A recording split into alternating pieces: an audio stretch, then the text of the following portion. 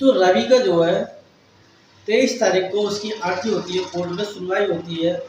वो अपनी बीवी से डिवोर्स चाहता है और उसकी बीवी डिवोर्स होने के बाद जो रजनी होती है वो कहती है कि मैं डिवोर्स होने के बाद अपने पति के साथ एक रात व्यतीत करना चाहती हूँ। ये गुहार जो है अदालत में लगाती है। पर जैसे ये गुहार लगाती है तो जज साहब जो है इस तरह का वाकया देखकर जो है चौंक जाते हैं। उस जज साहब कहते हैं कि ये तो जो इससे तलाक चाह रहा है, लेकिन ये लड़की जो है इसके साथ एक रात बिताने की ख्वाहिश क्यों रखना चाहती है। तो रवि जो होता है उसे क्या होता है, कैंसर होता है। जब वो अपना चेकअप कराता है तो रवि को कैंसर निकलता है और कैंसर के वजह से जैसे उसे पता लगता है कि मुझे कैंसर है तो वो अपने मन में डिसाइड कर लेता है कि मेरी ज़िंदगी का कोई समय नहीं है, कब मेरी मौत आ जाए कब नहीं। इससे अच्छा मैं अपने इस जीवन से छुटकारा कब मुझे मिल जाए, मैं अपने बीवी बच्चों को दर बदर की ठोकर की बजाय उनसे डिवोर्स लेकर वो एक अच्छा जीवन साथी भी ढूंढ लेगी और मुझे चैन की मौत आ सकेगी। तो आज की कहानी बहुत ही इंटरेस्टेड होने वाली है। कहानी देखने से पहले मैं आप सुनाने से पहले आपसे एक छोटा सा रिक्वेस्ट करता हूँ, अगर आपको कहानी पसंद आए तो प्लीज़ वीडियो को लाइक और चैनल को सब्सक्राइब जरूर कर देना ताकि मेरा हौसला बढ़ता रहे। तो आइए कहानी किस तरीके से है।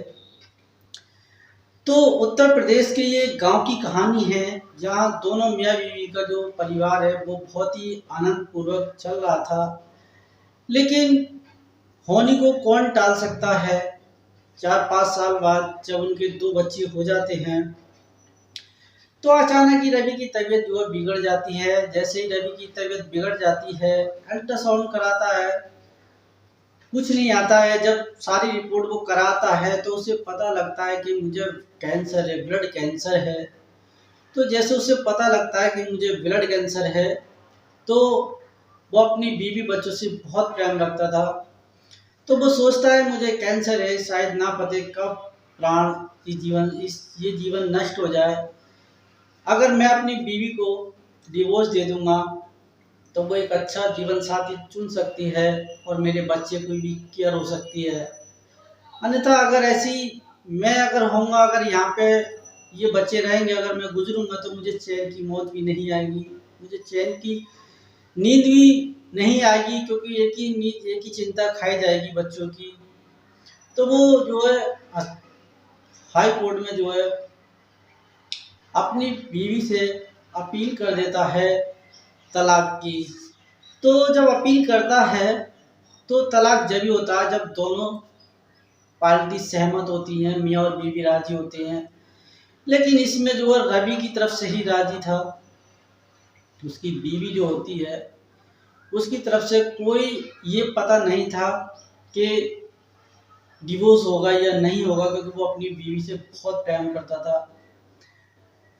तो जैसे ही जब वहाँ से सुनवाई की तारीख आती है, जब उनके वाइफ के घर पे जाता है पोस्टमैन, तो वहाँ पता लगता है लेकिन पत्नी वहीं पर रहती है।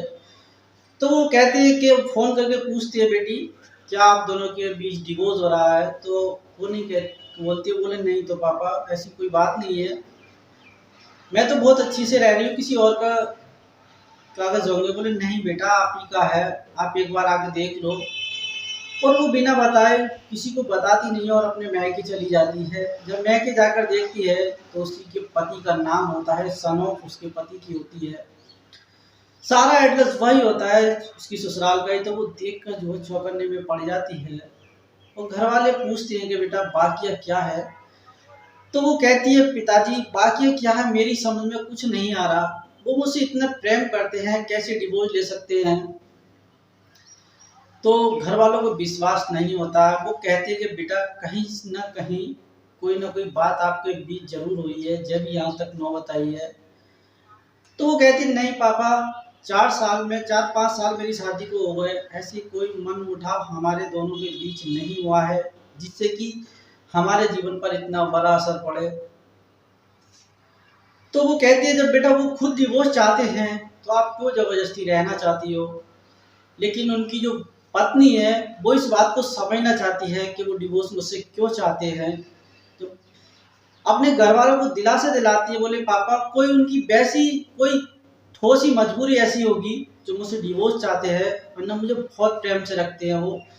मुझे आज तक किसी चीज़ की कमी महसूस नहीं होने दी, और अचानक ही डिवोर्स की बात मैं कुछ समझी नहीं। मैं जानना चाहती हूँ, लेकिन उसके घर वाले कहते हैं बेटा जब रवि की यही इच्छा है तो आप डिवोर्स ही क्यों न ले लो। तो कहती है कि नहीं पापा, मेरे 2 बच्चे हैं, इनका क्या होगा, मैं एक बार उनका फैसला देखना चाहती हूँ, उनका फैसला किस मजबूरी में उन्होंने मुझसे डिवोर्स के लिए कहा है। तो उसके घर वाले जो है प्रेशर बनाकर कहते हैं बेटा आपकी शादी कहीं अंत करा देंगे, जब आपको नहीं रखना चाहता ये तो आप जबरदस्ती क्यों जाना चाहती हो।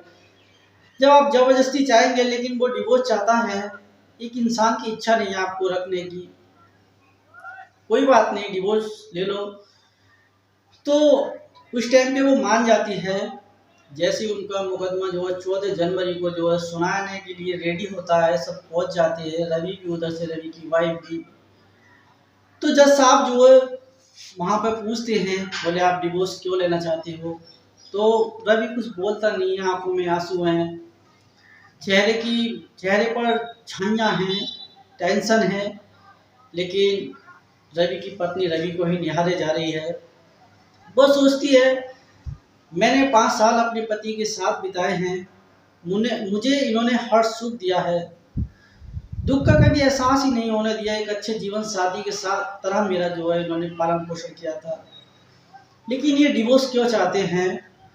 तो जज साहब से वो कहती है, जज साहब मैं डिवोर्स लेने के लिए तैयार हूँ, बदले में मुझे कुछ नहीं चाहिए, मैं सिर्फ एक रात अपने पति के साथ बिताना चाहती हूँ।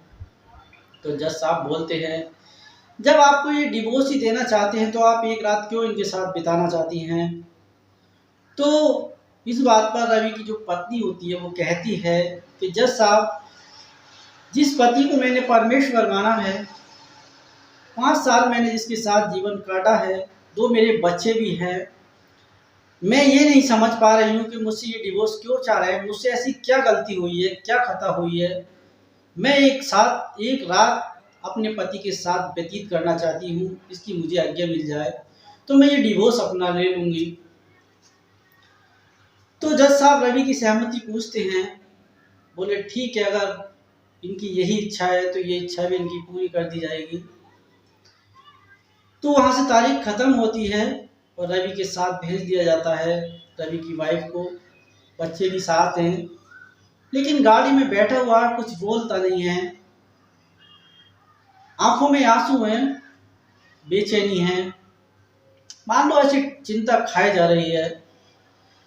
और उसकी बीवी उसकी तरफ को देखती है। जैसे ही घर पहुंचते हैं घर वालों को पता लगता है, लेकिन घर वालों को भी पता नहीं होता है कि रवि को कैंसर है और वो इसलिए डिवोर्स चाहता है।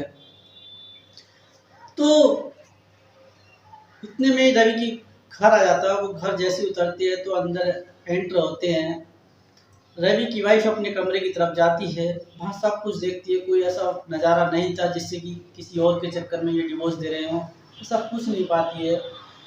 खाना बनाती है, जैसे ही रात्रि काल हो जाता है वहाँ पे सोने के लिए सब जाते हैं, बच्चे भी सो जाते हैं, लेकिन रवि की वाइफ को नींद नहीं आती है और रवि को भी नींद नहीं आती है। बेचैनी बढ़ती ही जा रही है, जिंदगी ना पता कब खत्म हो, कब बुलावा, कुछ नहीं पता।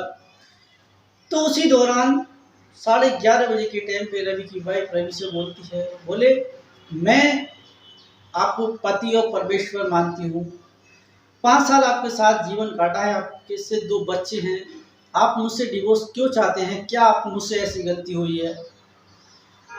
तो रवि कहता है कि गलती आपसे नहीं, गलती मुझसे हुई है।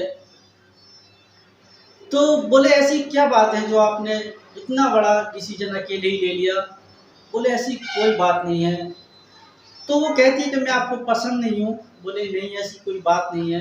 बोले क्या मैंने कोई गलती की है। बोले ऐसी कोई बात नहीं है।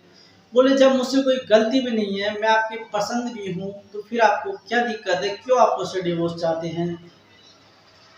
रवि की आंखों में आंसू छलक उठते हैं, आंसू टपक जाता है। दिल की बेचैनियाँ बढ़ जाती हैं और बच्चों को सोते हुए को देखकर रवि रोने लगता है और बोलता है, ना मैं किसी से आपके सिवा प्यार प्रेम करता हूँ और आपको ही पत्नी मानता हूँ, लेकिन मैं आपको डिवोर्स एक कारण देना चाहता हूँ। तो वो कहती कि आपको मेरी कसम, अगर आप मुझे पति मानते हैं और आप अपनी माँ की कोख को मानते हैं तो आप बताइए कि आप मुझसे डिवोर्स क्यों चाहते हैं। तो रवि कहता है, दरअसल आप नहीं जानती, मुझे ब्लड कैंसर है और मेरी ज़िंदगी कब ख़त्म हो जा ये मैं भी नहीं जानता। इसलिए मैं चाहता हूँ कि मेरे बीवी बच्चे जब मेरी लाइफ से निकल जाएंगे, उन्हें उनकी चिंता मुझे नहीं खाएगी और मैं आराम से प्राण त्याग सकूँगा। मेरे सर से कंधे से ये भार उतर जाएगा। तो इतने में ही रवि की जो वाइफ है वो रोने लगती है और गले से लग जाती है। गले से लगने के बाद रो रो कर वो कहती है, आज तक तुमने कुछ नहीं बताया, मैं तुम्हारी अर्धांगिनी थी, लेकिन आपने मुझे अर्धांगिनी का पूरा फर्ज नहीं निभा पाए। आप मुझसे क्यों छिपाई इतनी बड़ी आपने बीमारी। बोले, ये विधाता का विधान है, इतने शायद समय के लिए हम दोनों का मिलन था। मैं आपसे यही गुजारिश करता हूँ, अपना और बच्चों का ख्याल रखना। जीवन ना जाने कब समाप्त हो। कैंसर है, लास्ट स्टेज पर मेरा कैंसर है और इसका इलाज भी नहीं हो पाएगा। तो मैं आपसे कहता हूँ कि आप एक अच्छा जीवन साथी चुन लें और इन बच्चों की परवरिश अच्छे से करना। तो रवि की वाइफ उसकी आंखों में आंसू हैं, बोलती है कि मैंने आप ही को ही पति और परमेश्वर के बराबर माना है। मैं आप ही के इस घर में रहूंगी, कहीं नहीं जाऊंगी और आपके बच्चों को अच्छी शिक्षा दूंगी, अच्छा पढ़ाऊंगी। लेकिन जो आप चाहते हैं वो ऐसा मैं कभी नहीं करूंगी, क्योंकि मैंने जिसे एक को ही पति माना है और एक को ही परमेश्वर मानूंगी। दूसरी शादी मैं कभी नहीं करूंगी। मैं आप ही के साथ रहूंगी और मैं कहीं नहीं जाऊंगी। मैं अपने बच्चों को इसी छांव के छत के नीचे अपने वजूद पर पालूंगी।